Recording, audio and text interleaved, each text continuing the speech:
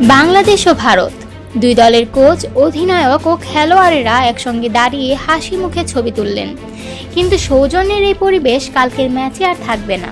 25 March Bangladesh সময় সন্ধ্যা 7:30টায় মাঠে গড়াবে Asian cup বাছাই পর্বের গুরুত্বপূর্ণ লড়াই। দুই দলের লক্ষ্য একটাই, বাংলাদেশ আত্মবিশ্বাসী, ভারতও প্রস্তুত। দুই দলের আজকের সংবাদ সম্মেলনেও ছিল সম্মানের আবহ।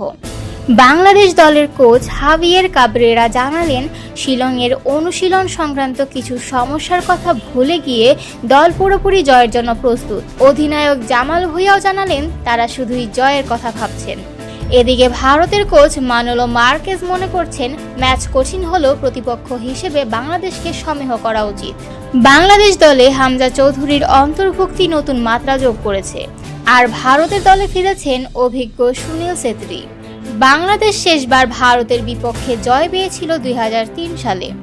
এবার কি সেই ইতিহাস বদলাতে পারবে লাল সবুজের দল?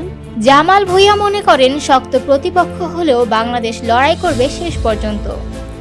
ভারতীয় ডিফেন্ডার সন্দেশ জিঙ্গান বলেছেন, তাদের লক্ষ্য একটাই, জয়।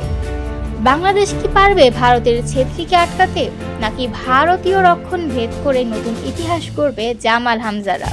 সব উত্তর মিলবে রোমাঞ্চকর 90 মিনিটেই।